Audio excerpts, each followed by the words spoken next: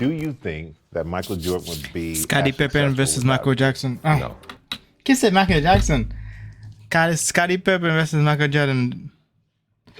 The beef explain. In 2009, when Michael Jordan entered the Basketball Hall of Fame, the first person he mentioned and thanked was Scottie Pippen. You never just saw me, saw Scottie Pippen. Next year, it was Michael who presented Scottie to the Hall of Fame. When Pippen worked on ESPN and had to do a LeBron versus Jordan comparison, Pippen said this.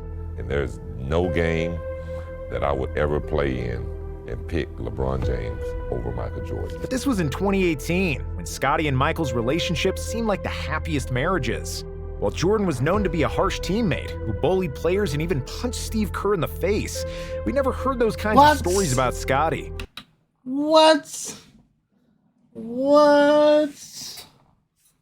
And then came the pandemic, and the sporting world stopped. He has just tweeted within the past 2 minutes that the NBA is suspending the season. Deprived of anything to cheer for, Netflix offered a 10-episode salvation for all sports fans.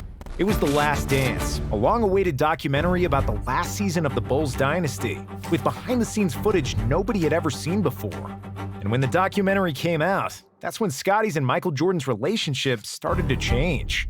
See, The Last Dance wasn't really a basketball documentary. It was more like basketball was just a means to an end, and where historic NBA events were used to tell a preset narrative. And that narrative was to glorify the cult of Michael Jordan and his place as the basketball GOAT. The Last Dance presented basketball in a way that can be understood by non-basketball fans and casuals. It was directed in a way that puts an individual over a team, which is not surprising, considering that director Jason Hare needed Jordan's approval to make the film, and that Jordan's presence in the film was conditioned by his control over the content. The Last Dance minimized the roles of Jordan's teammates, not properly explaining that MJ had by far the best supporting cast in the NBA. The documentary never mentioned that Steve Kerr was the most accurate three-point shooter of all time, that Horace Grant made 4 all-defensive teams, or that Tony Kukoc was the best European player and the most versatile power forward in the NBA. The doc barely mentioned a defensive ace Ron Harper, and they completely failed to say a single thing about center Luke Longley. Dennis Rodman got a lot of screen time, but much less as the best rebounder in NBA. No one can fuck with Rodman because he crazy. So they're not gonna say nothing about him with Michael Jordan, because this guy don't care. He don't give a fuck. NBA history, and more of a party animal that Jordan needed to drag by the ears from Carmen Electra's hotel room. But the player who was most heard about the whole thing was Scottie Pippen, and it's not hard to see why. I had a ruptured tendon in my ankle, and I decided to have surgery late because I was like, you know what? I'm not gonna my summer up trying to rehab for a season. Scottie Pippen of the Bulls will be out for 2 to 3 months. What Scottie was trying to do was trying to force management to change his contract. And Jerry wasn't gonna do that.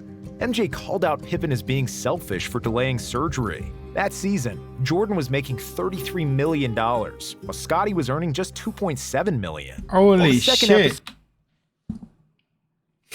Damn. Of the documentary did center around Scottie and his unbelievably hard road to the NBA. In the end, the focus of the narrative quickly returned to MJ. And despite being so Jordan-centric, The Last Dance was a successful project because it achieved 3 goals.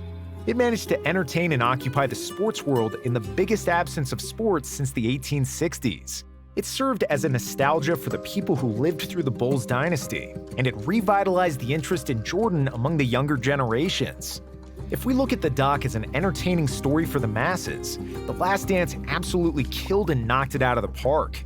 But in terms of explaining basketball nuances and strengthening relationships between the Bulls players, The Last Dance backfired completely. In May 2020, after the last episode aired, Jordan sent a rare text to Scottie Pippen. "What's up, dude? I'm getting a word that you're upset with me. Love to talk about it if you have time." Pippen did call him back and explained his displeasure with how the rest of the Bulls were portrayed. When asked about it, Scottie backtracked a little bit. "This documentary has not changed our relationship. We will be friends forever. I told Michael I wasn't too pleased with The Last Dance. He accepted it.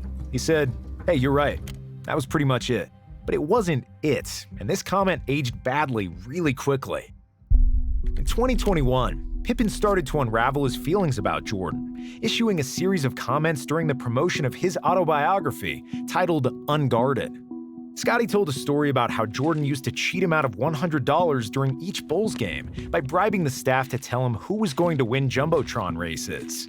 During a GQ interview, Pip accused Jordan of being selfish for leaving the Bulls to pursue a baseball career. What did you think when he said he was going to go play baseball?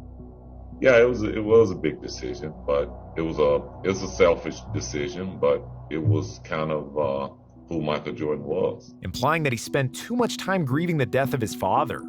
Scottie also downplayed Jordan's flu game, saying that he didn't receive any praise for playing the 1998 finals with a... My son Michael Jordan got talent. He played baseball, basketball, what else? Golf. So he's the GOAT. A herniated disc. But the biggest criticism about Jordan the player was when Pippen said that the Bulls didn't win 6 rings because of MJ, and that they did it in spite of him. Seeing again how poorly Michael treated his teammates, I cringed, as I did back then. We didn't win 6 championships because he was tough with the guys. We won in spite of his bullying. We won because we played team basketball, which hadn't been the case my first 2 seasons when Doug Collins was our coach. In his book, Scottie also changed his perspective on the LeBron versus Jordan debate. I may go as far as to say Mike ruined basketball. In the 80s on the playgrounds, you'd have everyone moving the ball around, passing to help the team. That stopped in the 90s. Kids wanted to be like Mike. And Mike didn't want to pass, didn't want to rebound, or defend the best player.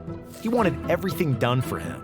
That's why I always believed LeBron James was the greatest player this game has ever seen. He does everything and embodies what the game is truly about.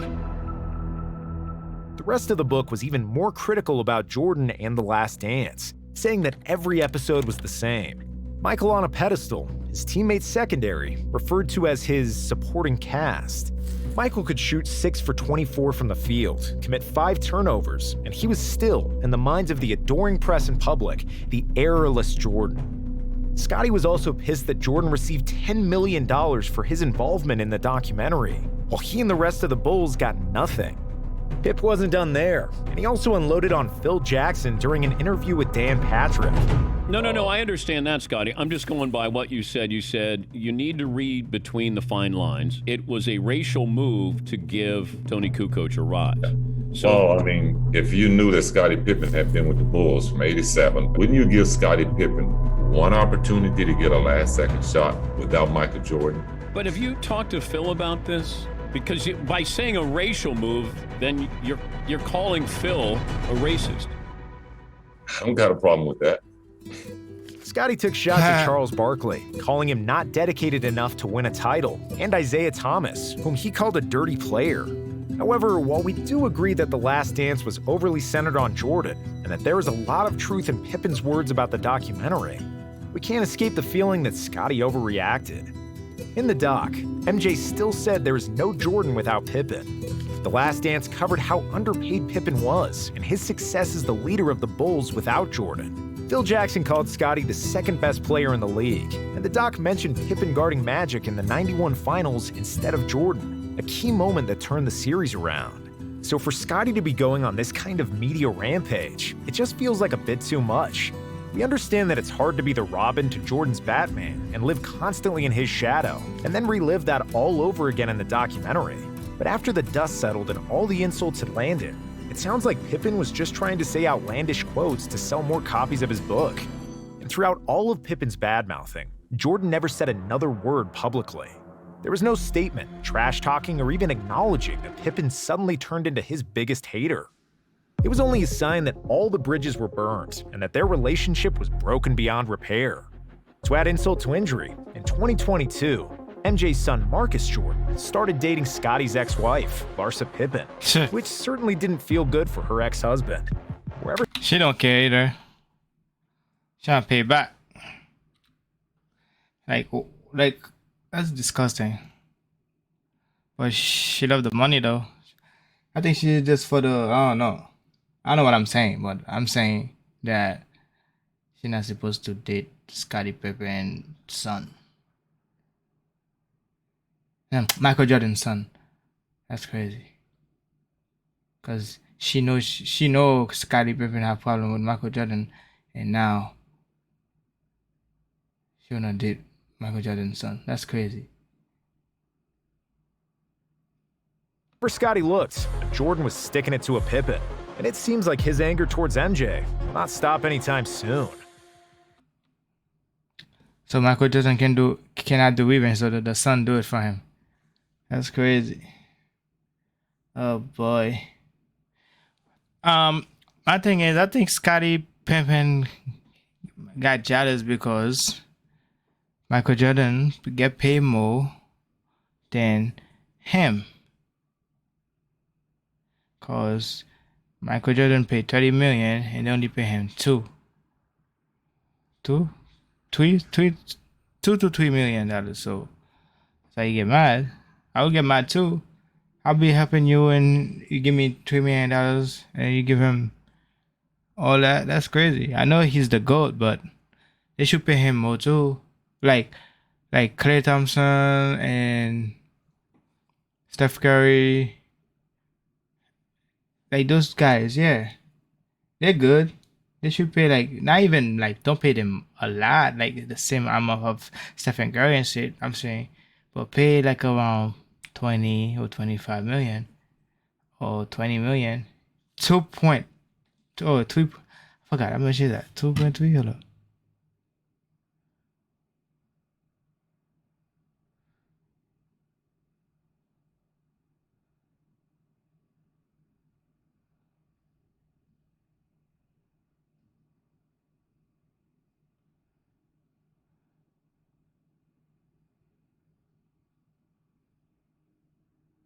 I can see it, but okay.